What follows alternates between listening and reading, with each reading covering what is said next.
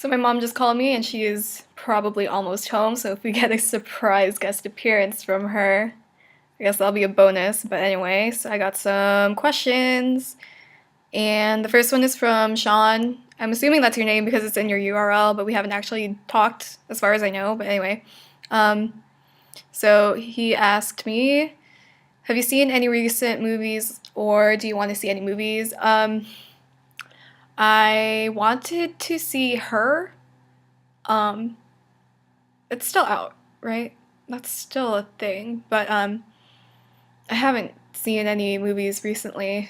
I can't remember the last movie I saw in theaters. It was probably with Chelsea, and it was probably on $4 Tuesdays. So I don't know.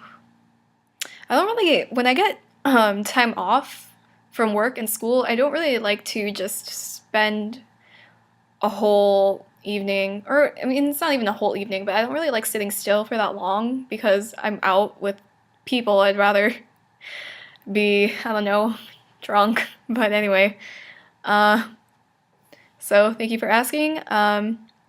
Lily asked me, what's your sign? What qualities do you think best put you in Gryffindor?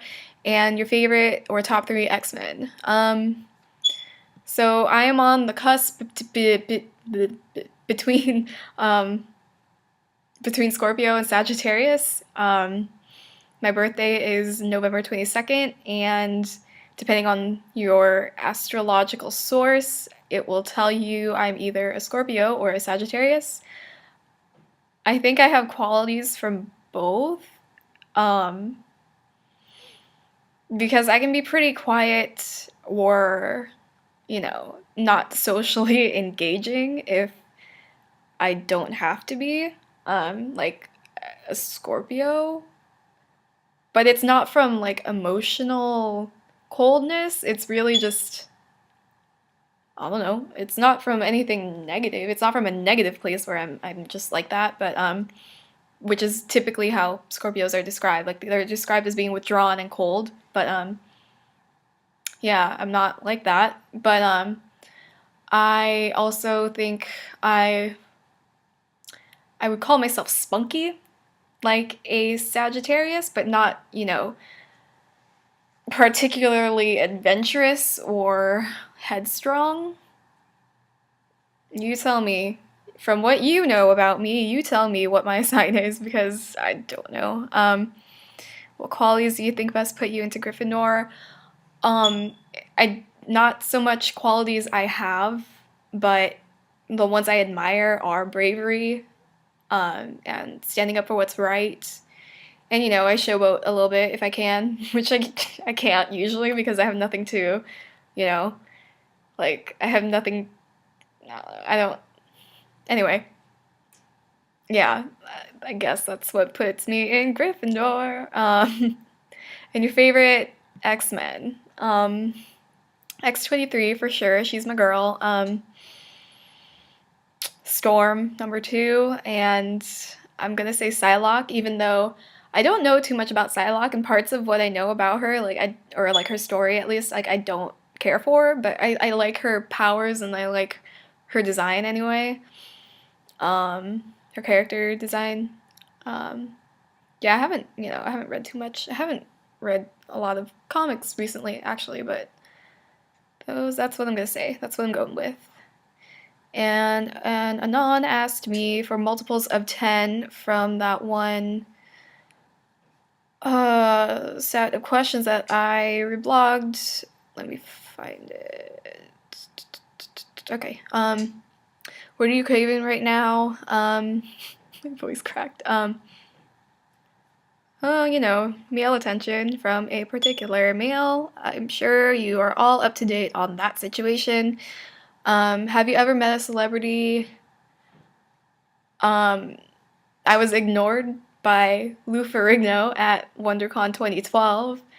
It's not so much, okay, like, me and Chelsea, we were standing in front of his booth, and he was at his table, and we were trying to talk to him, but he didn't respond. Maybe he didn't hear us, but straight up, we got ignored by Lou Ferrigno. Um, okay, 30. Do you rent movies often? No. Um, 40. If you were paid $1 million to spend the night in a supposed haunted house, would you do it? How haunted is supposed haunted? Like, depends on the story behind the house and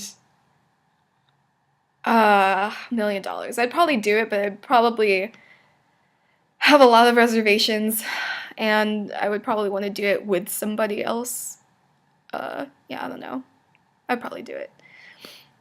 Okay, 50. As you're walking down the street, you find a suitcase full of money sitting next to you in a parked car. Would you take it?